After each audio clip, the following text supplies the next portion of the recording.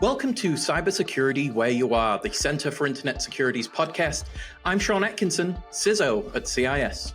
And I'm Tony Sager, Senior Vice President and Chief Evangelist at CIS. Cybersecurity affects us all, whether we're online at home, managing a company, supporting clients, or running a state or local government. So join us on Wednesdays as we discuss trends and threats, explore security best practices, and interview experts in the industry. Together, we'll clarify these issues, creating confidence in the connected world. Hello and welcome to the show Cybersecurity Where You Are. I'm Sean Atkinson, CISO here at the Center for Internet Security, joined by Mr. Joshua Palsgraf, our Senior Cyber Threat Intelligence Analyst. Joshua, how are you, sir?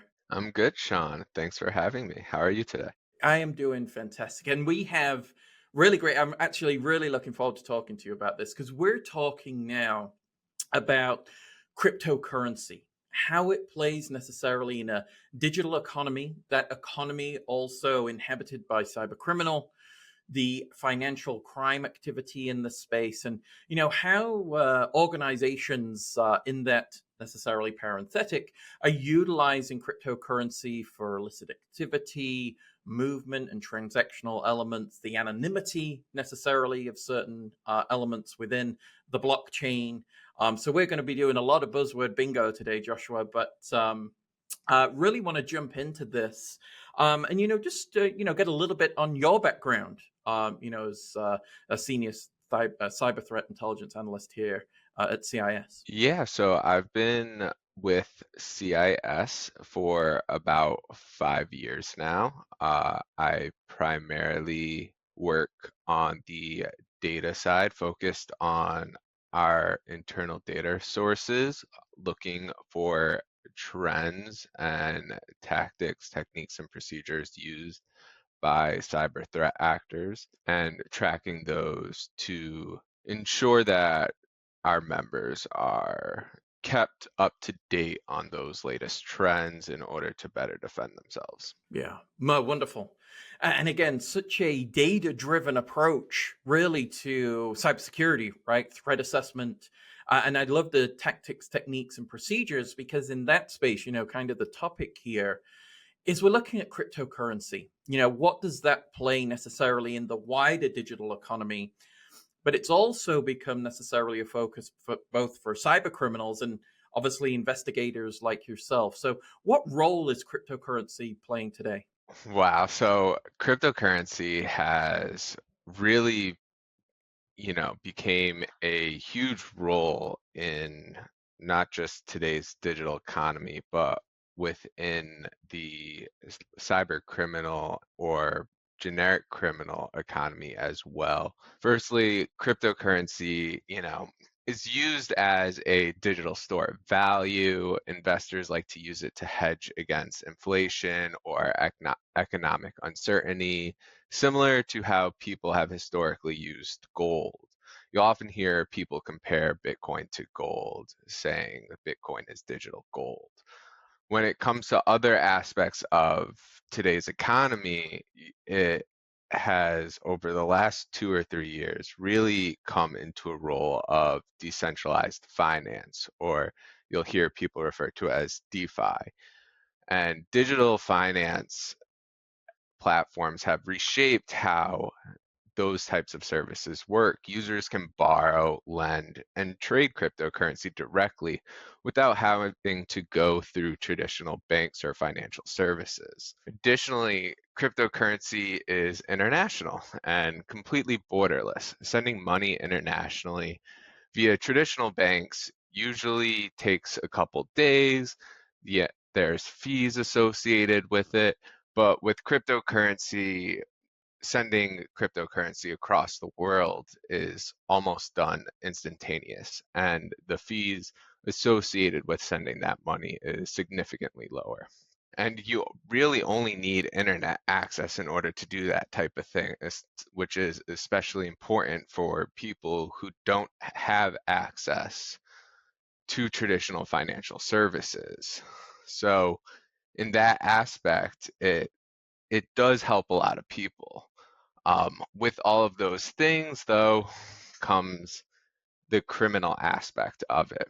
Due to the decentralized nature of cryptocurrency, the ability to be somewhat anonymous, and the ease to transfer funds across borders really makes it appealing for criminals to conduct illicit activities. Additionally, one thing that really stands out is that cryptocurrency transactions have a reversibility to them. They can't be reversed. So once funds are sent, unless the person in control of where the cryptocurrency is sent sends it back, you're not going to get that back. So all of these factors really play into why criminals use cryptocurrency, which in turn allows investigators such as myself and others who deal with crimes associated with cryptocurrency to investigate those types of things. Absolutely. It's such a fascinating subject. And as you mentioned, where we're starting to see, this irreversibility, there's a protection requirement necessarily around the cryptocurrency that you've collected. We see that now becoming a part of elements of financial crime is actually theft of respective cryptocurrency that's been collected.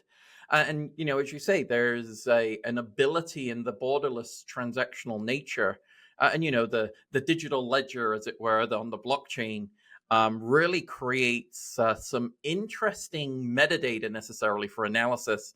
As you mentioned, there's the potential anonymity, right? It's there's still traceability in some cases.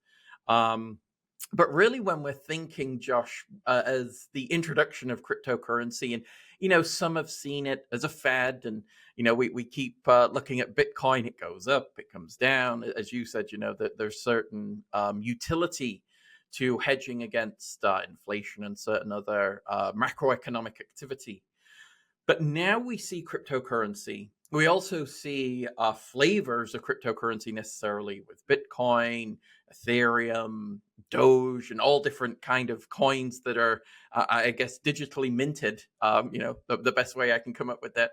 But as we've seen the rise necessarily, it has fundamentally changed both financial funding of crime, but then also fraudulent elements of financial crime as well. Am I thinking about that the right way, Josh?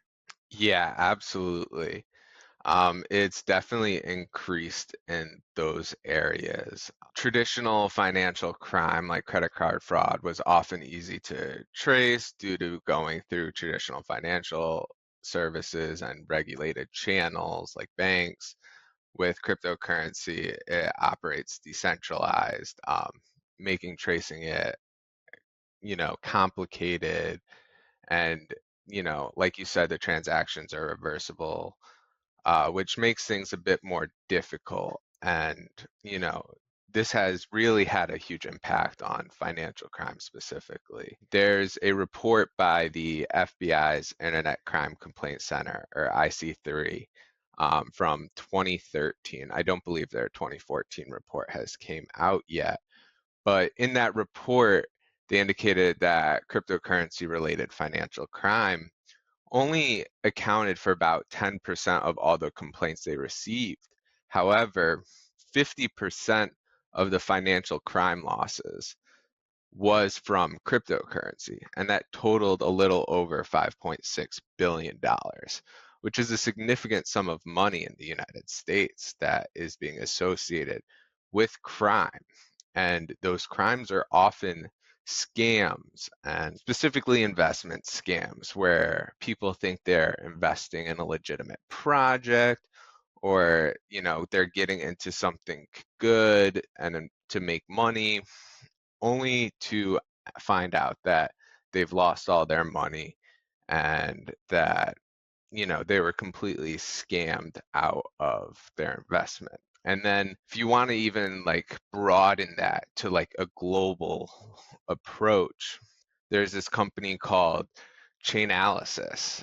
And Chainalysis is really good because they monitor a lot of illicit cryptocurrency wallet addresses. And their 2024 report they put out stated that in 2024, illicit cryptocurrency addresses received a little over $40 billion, which really, shows the magnitude and highlights the scale of cryptocurrency being used with crime.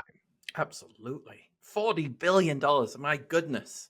And I think, when I was kind of doing some research, so literally I could keep up with you, Joshua, and your work in the space, was that, some estimates are, there's illicit addresses. And ultimately, what we're seeing is some payments have decreased, some are increasing.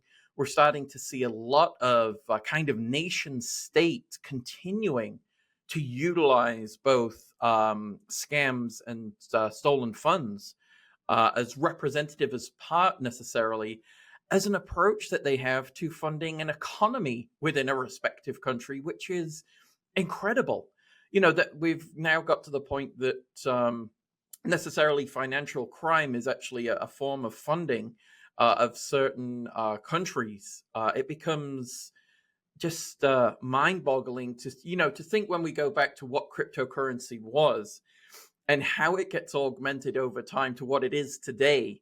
I'm not sure that it necessarily was envisioned in terms of certain of the attack elements, as well as the utilization in funding and being profitable in certain attack strategies was, maybe part of the conditions of creating a cryptocurrency way back when. And I know there's, with Bitcoin and cryptocurrency, there's a particular individual who's identified as the creator, but no one knows who it is because it was a pseudonym, and all of these different things. So it makes even the invention necessarily quite mysterious, right? And has those elements.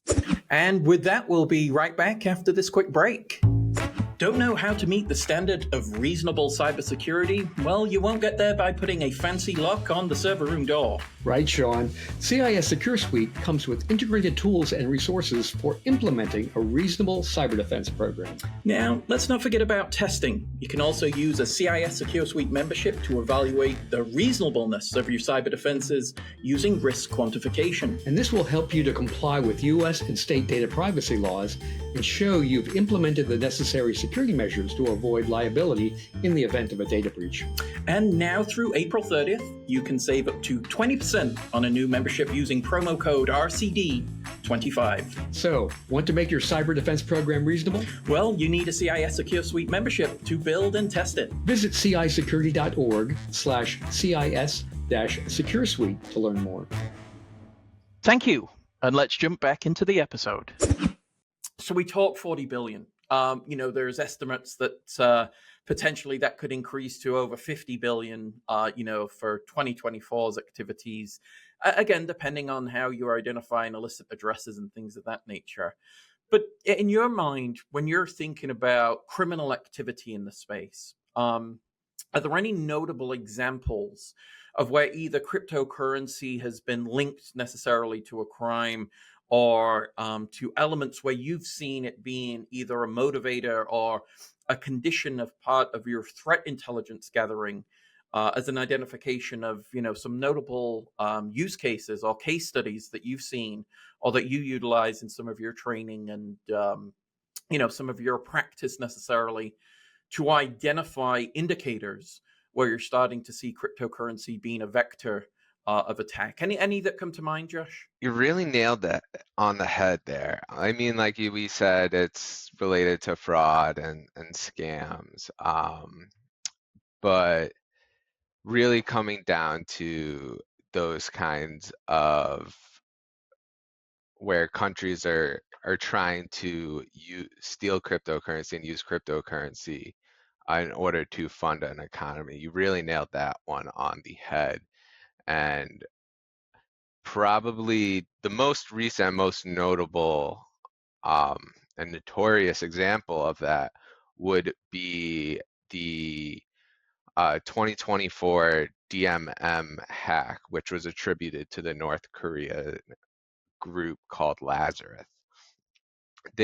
What they did was they hacked DMM and got access and were able to manipulate legitimate transactions in order to steal Bitcoin from that company. And they stole, at the time, Bitcoin, the amount of Bitcoin they stole was worth around $308 million. And this wasn't the first time that this occurred. And when it comes to nation state or groups, affiliated with nation states, Lazarus Group and groups associated with North Korea in particular have really been at the forefront of that type of activity.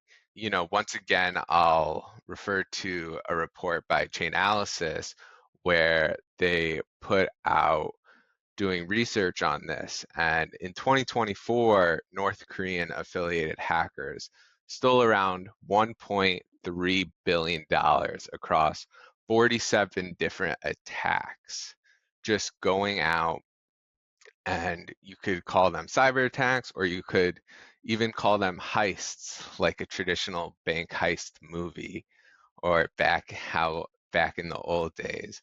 I was always really a big fan of those types of movies. And so they go through and they get initial access and they steal cryptocurrency from companies and exchanges in order to fund an economy and to use those funds, which is something, like you said, no one ever really considered that use case for cryptocurrency. I mean, cryptocurrency was, created, probably over 10 years ago, 20, 2008, 2009. So it's been around for a long time, and only recently, like these types of, the last 5 years or so, these types of activity has really occurred. But besides, high profile attacks to steal cryptocurrency from companies in order to fund an economy, the most notorious examples I think everyone has heard about are ransomware attacks, where, actors and groups are, demanding cryptocurrency for the ransom. And so that has really, the use of cryptocurrency for the ransom has really driven that ransomware economy that we've seen. And I do think that one thing you said is really important, that, from 2023 to 2024, you were really right, because the amount of cryptocurrency related, particularly for ransomware, has decreased, which is a very good thing. And although it's still considerably high, around $813 million in cryptocurrency for ransomware payments were received by threat actors in 2024, according to Chainalysis, with the largest payout ever, publicly known, which was $75 million to a ransomware group called Dark Angels. But I do think out of, all of that bad, that positive, that due to the collapse and takedown of some particularly notorious ransomware groups like Lockbit and Black Cat or AlphaV, ransomware payments did decrease from 2013 to 2014, and hopefully that's the start of a new trend. We hope so, right? The other interesting thing there, and that was excellent, Josh, because it's one that leads me to thinking about this is it's those ransomware payments that we don't know about, right? And that are not going to get publicized, and that we're starting to see, hopefully the trending, continuing in the space, because ultimately, if I'm going to think about it, and this is just my own thoughts here, I look at ransomware as being enabled, or the catalyst for that to be so successful is cryptocurrency, right? Because if we use credit card, that's easily traced. We've got reversible capability in that area. Some of the defining elements that you mentioned in the beginning of the podcast leads us to a capability in the space to, one, build confidence from an attacker's perspective, I'm going to get paid, or necessarily, there's going to be, a denial of service necessarily, as ultimately either systems are rebuilt or infrastructures recreated or managed appropriately um, from systems that have suffered basically a ransomware attack. I also see, threat actors in the space, and you mentioned it. There's the financial fraud elements for money laundering, that borderless digital capability of transference of literally, bits, zeros and ones across the internet is transactional, and that necessarily we can't identify. And I also see, would love your perspective on this, obviously, of any of the respective threat actors' utility, but the dark market utilization, right? It's a perfect currency in that space to utilize for necessarily illicit activity, illicit product and service in darknets, that ultimately lead us to this point of where there's discussions about regulation for cryptocurrency, and ultimately how are their methods of control, management, and it being such a, I guess, a utility in the threat actors, transactional process, and ultimately, that necessarily, I'll use capitalistic approaches to one to commit such crime. Right, there's a financial incentive, and now there's an easier way, a way of receiving that respective payment that gives you such a powerful stance in being able to proliferate and continue to do this. Now, in some cases, we've seen with certain other attacks, it's kind of a one and done, because I've burnt that approach necessarily, that credit card use, the stealing of the respective personal data and transactional data. That's kind of a burn, one and done. I get paid, I move on. All the ATM type attacks where, I can use it basically withdrawing until I reach either a certain limit, or it's identified as fraudulent and then stopped. That's opportunistic. Here, necessarily, you've laid a foundation that allows this to continue, and even, we've seen decreases, we've seen increases, but I mean, when you get into the billions, I think that really defines an infrastructure that threat actors can leverage, and not, that against cryptocurrency, but its application. As mentioned, it's I didn't ever think necessarily that they would say, oh yeah, we're going to give the bad guys kind of a leg up in the space, and utilize it in this way. It's as a thought exercise, and then its actualization. Very, very interesting. Um, but if there's a way for it to be used for nefarious things, it will be found, used, practiced, and now, as we respectfully identify, it becomes its own economy. Any thoughts on those perspective, Josh? Anything you would add to those thoughts? Yeah, you really mentioned it, with specifically with like darknet marketplaces, allowing that, once, very small portion of illegal activity to really flourish into a huge, almost side economy, to be able to sell goods and services like drugs, weapons, stolen data, um, malware, and then receive payment in cryptocurrency, has really made that flourish, and even pushed off and sprouted off other types of services that we're seeing, whether it's ransomware as a service or malware as a service, where, you know, a threat actor creates and manages the malware, and other threat actors can purchase it and purchase support and get support to troubleshoot when they have issues and stuff. It almost is like IT support to some extent, or a managed service provider for malware, which is really fascinating how that kind of like exploded into the cyber crime scene. And especially another one thing I'll mention is the money laundering aspect of it, which isn't just used by cyber criminals, but it's also used by ordinary criminals that gangs, cartels, organized crime, you name it. They also use cryptocurrency to launder the money that they make.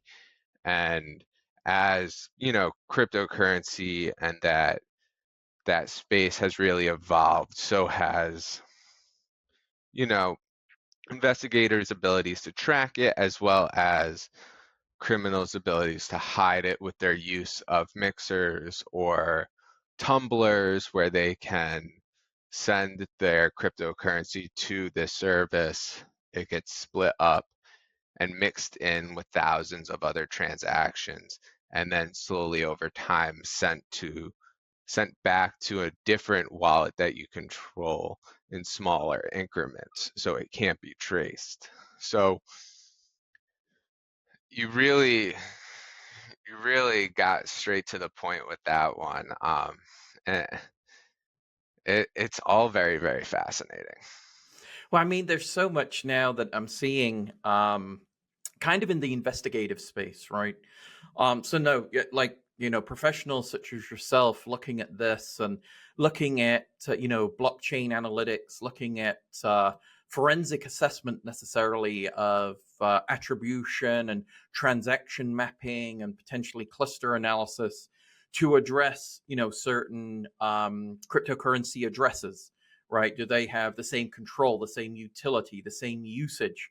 Are we starting to see, transactions on certain dates, times that we can align with certain timelines of ransomware and things of that nature? So there's kind of a what I would call it is kind of a metadata forensic analysis of the blockchain necessarily that can help identify and really address some of the risk that exists. When we're thinking about that and in this space, Josh, are you starting to see, from a fraud investigation perspective, because it really combines a lot of different elements. There's a digital forensic transactional element, right? There's the fraud necessarily in terms of financial crime. There's the tactics, techniques, and procedures that we get from our threat acting and obviously threat intelligence. Does all of that combine into what would become kind of blockchain or cryptocurrency forensic or tooling in this space? And you'd mentioned a really great group, Chain Analysis, who do a lot of work in the space. Are these the types of tools, the types of situational awareness that investigators like yourself should have in order to now start to utilize this data in a way to identify and even in some cases try to prevent such activity from occurring? Yeah, some of those tools are definitely helpful in terms of analyzing the blockchain and tracking those cryptocurrency addresses. Essentially, what these tools or platforms do is they analyze public ledgers of the transactions, looking for suspicious activity and linking known illicit addresses and patterns of behavior, whether that's indicating money laundering or fraud. And an analyst can take a cryptocurrency wallet address from an investigation, such as a ransomware attack, and track where those funds are going from wallet to wallet to wallet, um, which is time consuming and can be quite difficult to do, because by that point you may know or give that cluster of that investigation, if it's related to a group or a known group or a new group, and you're to get to the end point, which isn't something that I work with, but what others do is they will wait, and it's it's essentially a waiting game for the threat actor or for the criminal to mess up, because eventually they're going to need to take that cryptocurrency and send it to an exchange or somewhere in order to exchange that for fiat currency or government-backed currency, whether that's the US dollar or the pound or the euro. 100%. Yeah, I think from the forensics perspective, it's I think the Dorbert standard. You're always going to leave a trace somewhere, right? That there's always going to be a way. Um, in some cases, it takes very very strong analytic capability in order to do that. But again, I think the tools are getting more sophisticated. And obviously, we're starting to see that there is a financial reason to invest and to build forensic capability to look at, smart contracts, blockchain analytics, obviously cryptocurrency exchange, movement necessarily across the public ledger, right? Obviously, it's distributed for the whole reason, necessarily why it was built, and just leads us down a path of really continued cutting edge assessment in this space. I'd be remiss if we didn't mention for buzzword bingo, at least AI being utilized as part of another assessment and pattern matching in this area, right? It is going to be a contributing factor as we look at the techniques that are used in this space. And honestly, Josh, just for the final element of the podcast, I think this is I don't know that this is going away necessarily, and I think we just need to invest and start to build awareness, right? Both from a Web3 perspective in terms of the enablement of such capability, and then ultimately understanding the technologies is all going to be part of, I think, a threat intelligence professional's tradecraft.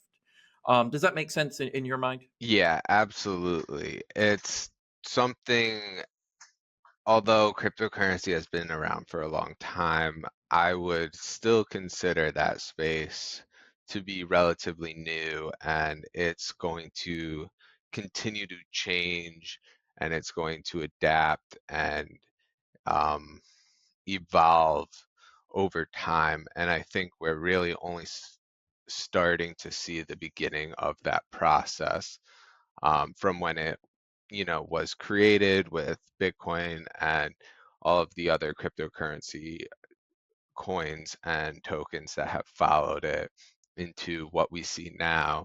In 5 to 10 years from now, it might be a completely different sphere that we're looking at, whether it's from a digital financial point of view or looking at crime and how it's related to criminal activity, and how threat intelligence professionals are, you know, analyzing those transactions and looking at it.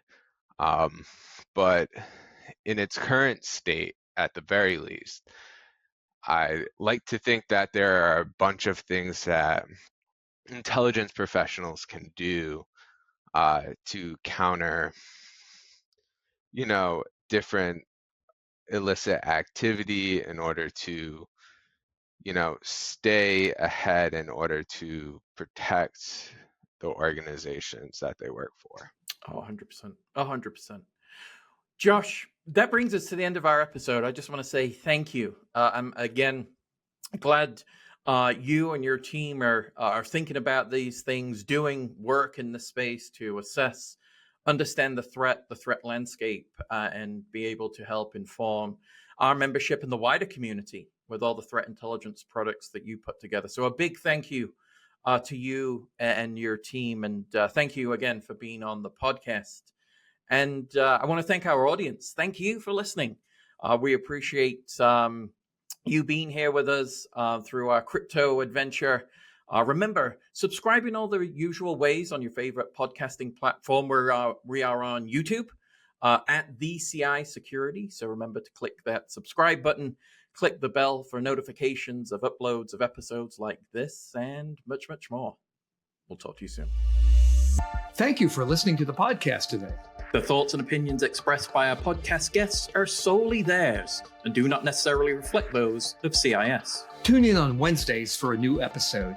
And in the meantime, visit our website at cisecurity.org. Together, we'll continue our efforts of creating confidence in the connected world.